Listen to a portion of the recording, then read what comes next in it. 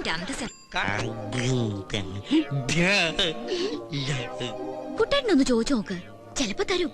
എന്തായാലും ഏട്ടനല്ലേ. അത് ശരിയാ, രക്തം രക്തത്തെ തിരിച്ചറിയുന്ന. എന്തേനു രക്തം രക്തത്തെ തിരിച്ചറിയും. അങ്ങനെ തിരിച്ചറിഞ്ഞോണ്ടാണല്ലോ എയർപോർട്ടിൽ വെച്ച് എന്നെ കണ്ട ഉടനെ ഹലോ മൈ ഡിയർ ബ്രദർ എന്ന് പറഞ്ഞ് ഓടി വന്നിട്ട് അമ്മയുടെ സമ്പാദ്യമായി ഏട്ടന് വേണ്ടി കരുതി വെച്ച 1,00,000 യൂറോ ദാ പിടി എന്ന് പറഞ്ഞ് എന്റെ കൈ തരികയും അതിൽ നിന്നൊരു 500 യൂറോ എടുത്ത് ഞാൻ ഈ പോക്കലിട്ട് തരികയും ചെയ്ത് മറന്നുപോയ കോമഡി കളവാ. മൂക്കിൽ വരലിട്ട് കൊല്ലു അതിനെ. അല്ലടി, ഞാനൊന്ന് ചോദിച്ചു നോക്കിയാലോ? എന്തായാലും ഞാൻ എന്റെ ഏട്ടനല്ലേ. ആകാശ് മോനു, ആകാശു, കാശില്ലാത്തൊരു പാവം ദരിദ്രവാസിയല്ലേ നിന്റെ ഏട്ടൻ.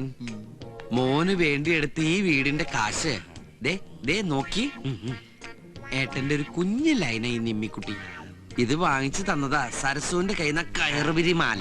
അതെടുത്ത് കൊടുക്കാൻ കുറച്ച് കാശ്. കാശെന്ന് മലയാളത്തിൽ പറഞ്ഞാ നിങ്ങളുടെ ജർമ്മനിലെ യൂറോ. ഈ ആയാലും എനിക്ക് അത്ര വിശ്വാസം ഇല്ല കേട്ടോ. ബാഗ് മോൻ കഴുത്തി തന്നെ ഇട്ടോട്ടാ. ഊരണ്ടേ ഏട്ടൻ അതിന്ന് മെല്ലെ കാശെടുത്തോളാം.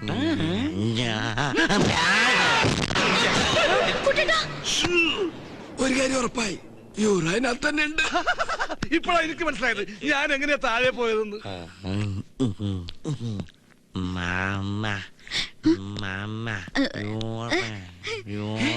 എടി, അവൻ നിന്റെ കയ്യില് യൂറോ തരാന്ന്. വാങ്ങിക്ക്. യൂറോ അല്ല, യൂറിൻ. മൂത്രം ഒഴിക്കാൻ നിന്നെ കൂട്ടിന് വിളിക്കുന്നതാ. ചെല്ലി ചെന്ന് ഒഴിച്ചോർക്ക്. ഇള്ളക്കടാവല്ലേ? എന്നെക്കാൾ 4 വയസ്സ് കുറവേ ഉള്ളൂ. ശാരീരിക വളർച്ചയുള്ളവനാ. എല്ലാം കൃത്യമായിട്ടുണ്ടാവും. നോക്കിയ മോനു, ഏട്ടൻ മോനോട് പറഞ്ഞില്ല ഇത് ഏട്ടന്റെ ലൈനാണ്. മോന് ഞാൻ വേറെ ഒപ്പിച്ചു തരട്ടാ. നിനക്കൊരു പെങ്ങളില്ലടാ. മോന് ഈ പിടി വിട്ടിട്ട് ആ ഉണക്ക കമ്പയിലേക്കാണ്ട് പിടിച്ചോട്ടാ. വാ പൊളിച്ചത് കണ്ട കൂട്ടെ മൂത്രം ഒഴിപ്പിക്കണോ? താൻ ഒഴിക്കണ്ട, അവനൊഴിച്ചോളൂ. സൂക്ഷിച്ചൊക്കെ കൊണ്ടുപോകും. ഒറ്റയ്ക്ക് പോയി മൂത്രം ഒഴിക്കണ പട്ടി. ഇപ്പൊ അവന് നിന്നെ ശരിക്കും മനസ്സിലായി. ഒറ്റ കീറിണ്ടല്ലോ. ഏത് നേരത്താണ് ഈശ്വര ഇതിന് ജർമ്മനിൽ നിന്ന് കുറ്റം പറിച്ച് പോരാൻ തോന്നിയത്? ഈ സാധനത്തിന് എത്ര നാളാന്ന് വെച്ചാൽ നമ്മൾ തീറ്റിപ്പോ മാറ്റം കട. രണ്ടിന്റെ ഫേസ് ഒരേപോലെ ഇരിക്കുന്നത്. ഇനി ഞാൻ എവിടെ ശരിയാവില്ല. എനിക്ക് പോയി രക്ഷപ്പെട്.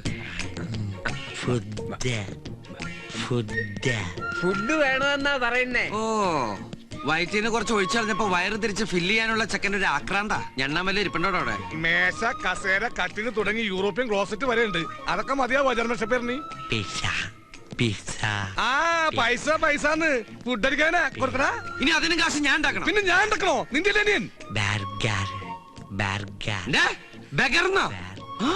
നിന്നെടാ പിച്ചക്കാരെ തിരിച്ചറിയാനുള്ള ബുദ്ധിയൊക്കെ ഉണ്ടാവന്. വരും.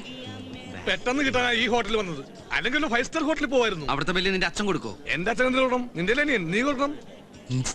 അല്ല കുട്ട, എനിക്കൊന്നും പറയുന്നില്ലേ? തന്റെ തന്തയ്ക്ക് പറഞ്ഞാലാ മതിയാ? അതല്ല, കഴിക്കാനൊന്നും പറയുന്നില്ലേന്ന്. തനിക്ക് ഞാൻ മസാല ദോശ, നെയ്റോസ്റ്റ്, ഊത്തപ്പം, ഇഡലി, വട പഴംപൊരി, പിന്നെ chilli chicken, butter chicken, noodles, gulab jam, ice cream, ഇതൊക്കെ മറ്റുള്ളവർ കഴിക്കുന്ന കാണിച്ചു തരാട്ടാ. എടോ, തനിക്ക് ഫുഡ് വാങ്ങിച്ചു തരാൻ താൻ ആരാ? എന്റെ അപ്പനാ. ആകെ ഒരു 100-2 ചില്ലറുണ്ട്. അവനവൻ ആത്മ ഫുഡിന് ആദരിക്കുന്നവ അവനവൻ ബില്ല് കൊടുക്കണമെന്നാണല്ലോ തത്വശാസ്ത്രം. അവന്റെ ബാഗിൽ നല്ല യൂറോ ഇല്ലേ, അവനെടുത്ത് കൊടുക്കട്ടെ. അതവൻ തരില്ലല്ലോ. എന്നാ ബാഗും ചേർത്ത് ഈ ഒരു പിണ്ണൊക്കെ പണയം വെക്കാം. ചേട്ടാ, ഇവിടെ ഈ യൂറോ നേരെ ചെന്നിട്ട് വലത്തോട്ട് തിരിഞ്ഞാ മതി.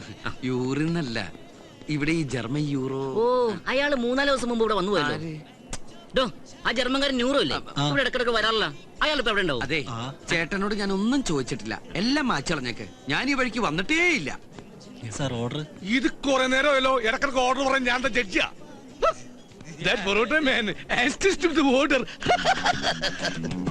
മോനെ, ഇതാണ് പൊറോട്ടയും ഇറച്ചിയും. ഇത് ഞങ്ങൾ ഇന്ത്യക്കാരുടെ ദേശീയ ഭക്ഷണമാണ്. ഇത് നിങ്ങളുടെ ജർമ്മനിയിൽ കിട്ടൂല.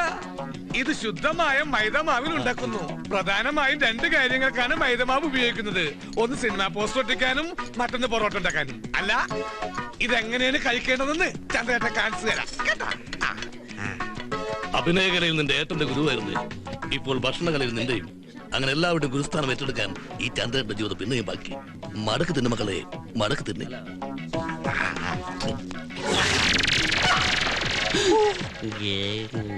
പോയെടുക്ക്, വേഗം വേഗം.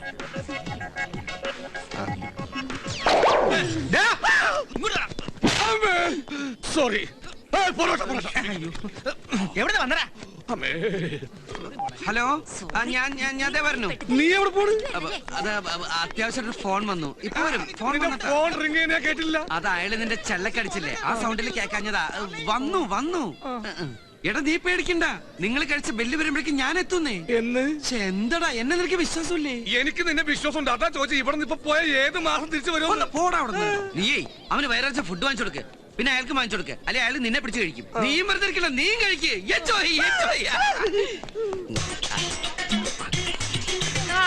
Hi. Regardez ce que j'ai trouvé en français. ഈ ചെക്കന്റെ നേരം. Belle plage, on devrait peut-être partir demain, il y a un train à 10 heures. Bon, bah venez, on va partir à la gare. Ça a l'air super, non? മോനെ Ça. ആകാശക്കുട്ട തിന്നട്ട ഭണ്ഡാരത്തി കൈയിട്ട പോലെ. എന്താണോ ഈ കാട്ടിയത്? ഞാനല്ല ദൈവന. ഇയാളുടെ മേലെ വീണ് താങ്കൾ എന്താ ഇവിടെ? ഇതാ ഇവിടെ. ഡാ, എന്റെ ഹോട്ടലിൽ വന്ന് എന്നോട് നീ പോക്കരുത് കാണിക്കണം.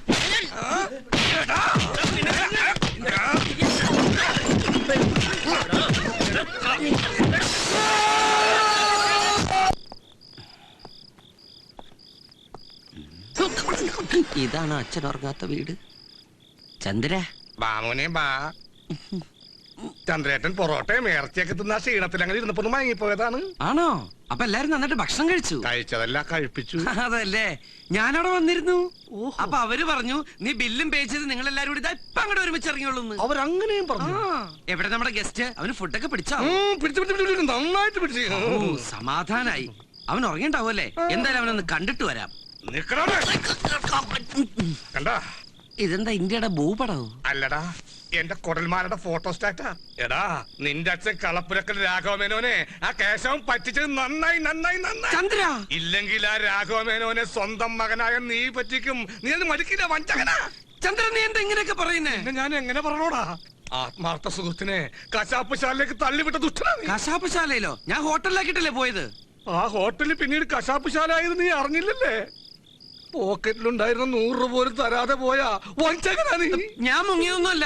നീ കണ്ടില്ലേ ഫോൺ വന്നത്? ഞാൻ പെട്ടെന്ന് വരാന്ന് വിചാരിച്ചു പോയത്. കൂടെ വരുമ്പോ കുറച്ച് കാശ് കൂടി കൊണ്ടുവരാന്ന് വിചാരിച്ചു. അപ്പൊ അതിനവിടെ ഒന്നും സംഭവിച്ചില്ലല്ലോ. ഒന്നും സംഭവിച്ചില്ലെന്നല്ലേ? ആ കഴുത്തില് ബാഗ് ഏറ്റി തൂക്കിട്ടാ നിന്റെ അനിയന്റെ കാരണം അവിടെ ഒരു ജാലിയും ബേലാബാഗാ നടന്നത്. ശരിക്കുള്ള ജാലിയും ബേലാബാഗിൽ തോക്കുകളാണ് കഥ പറഞ്ഞതെങ്കിൽ ഇവിടെ വില്ലുകൾ കഥ പറയും. ഗ്ലാസ് 500, പ്ലേറ്റ് 500, ചില്ല് 3000, ആകെ 8000. എന്തത്? 8000 നിനക്ക് കൊടുക്കാൻ ബുദ്ധിമുട്ടാണെങ്കിലേ കുഞ്ഞപ്പച്ചേട്ടൻ കൊടുത്തോളും. കുഞ്ഞപ്പേട്ടനാ? എങ്ങനെ? ഹോട്ടലിൽ ഉഴുന്നാട്ടി. അപ്പോ അപ്പത്തിന് മാത്രമല്ല, ദോശക്കും മിഡിലിക്കും പുട്ടിനും പഴത്തിനും ഒക്കെ വരും. അപ്പോ അല്ല, അപ്പോൾ കണ്ണിച്ചോരില്ലാത്ത ദുഷ്ട. വയസ്സും പ്രായമായ പാവത്തിനാണോടാ ഉൾനാട്ടാൻ വിട്ടത്? പിന്നെ ഇത്ര ആരോഗ്യമുള്ള നീ ഇങ്ങനെ നിൽക്കുമ്പോ ഞാനിങ്ങനെ നിക്കല്ലായിരുന്നു. ആൾക്കാർ ഇടിച്ച് ബോധം കെട്ട് കെടുക്കായിരുന്നു. പാവം കുഞ്ഞപ്പേട്ടൻ. ഇപ്പൊ അതിന് വായില് പല്ലില്ലെന്നേ ഉള്ളൂ. ഇനി ഉഴുന്നാട്ടി എല്ലാം കൂടി പോവല്ലോ. ഇനി 8000 രൂപ ഞാൻ എവിടെ നിന്നുണ്ടാക്കി ഈശ്വര അയാൾ ഇറക്കാൻ? ആ സമയത്ത് മുങ്ങണ്ടായിരുന്നു. അവൻ വന്ന സമയത്ത് ഇതാണ് ഗതിയെങ്കിൽ ഇനി അങ്ങോട്ടുള്ള ഗതി എന്താവോ എന്റെ ഈശ്വര. 8000 രൂപയ്ക്ക് ഞാരെ കൊല്ലും. അങ്ങനെ എല്ലാവരും കൊല്ലണ്ട. കൊല്ലാനുള്ള ഒരുത്തനെ ബാഗിൽ യൂറോ നിറച്ച് പ്ലെയിനിൽ കയറ്റി ദൈവം ജർമ്മനിൽ നിന്ന് വിട്ടിട്ടില്ലേ? ഒന്നുകൂടി ശ്രമിച്ചാലോ? ശരിയാ. Try to get a first class എന്നുള്ള ചൊല്ലി. അവൻ ഉറങ്ങന്നല്ലേ? നീ എന്താണ് ഇങ്ങനെ പേടിക്കണത്? അല്ല, സ്വയം ഡെഡ് ബോഡി ആവാൻ ആർക്കായാലും പേടിയുണ്ടാവും. വാ വാ.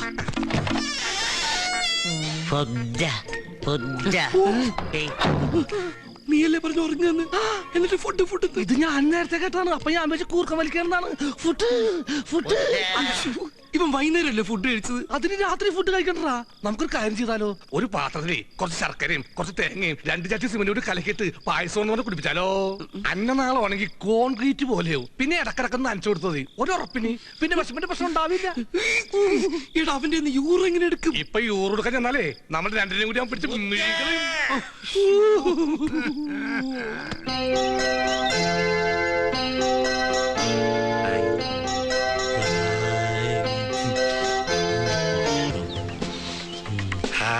The butterfly.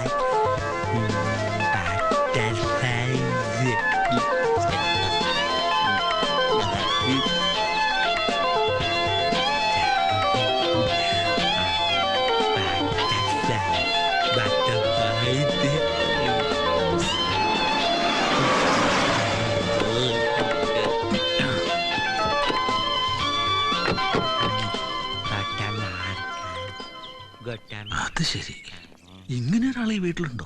ആ ബ്രോക്കർ ഒന്നും പറഞ്ഞില്ലല്ലോ. ആങ്ങളെ ചെറുക്കനായി ഇവിടെ മോനെ, ഡാഡി അകത്തുണ്ടോ? നമസ്കാരം. നമസ്കാരം. നമസ്കാരം. വണ്ടി വന്ന് നിൽക്കണ കണ്ടപ്പോ നിങ്ങളായിരിക്കുമെന്ന് ഉദ്ദേശിച്ചില്ല. റണ്ണിങ് ടൈം വെച്ച് നോക്കുമ്പോ ഒരു 10 മണിയെങ്കിലും ആവുന്ന വിചാരിച്ചേ. ഡ്രൈവിംഗിൽ 110 സ്പീഡ്. പിന്നെ പെണ്ണിനെ കാണാനുള്ള ഒരു തിടുക്കവും. മോനും കൂടി ആ കോമഡി പിടികിട്ടി. വരിക എല്ലാരും വരിക.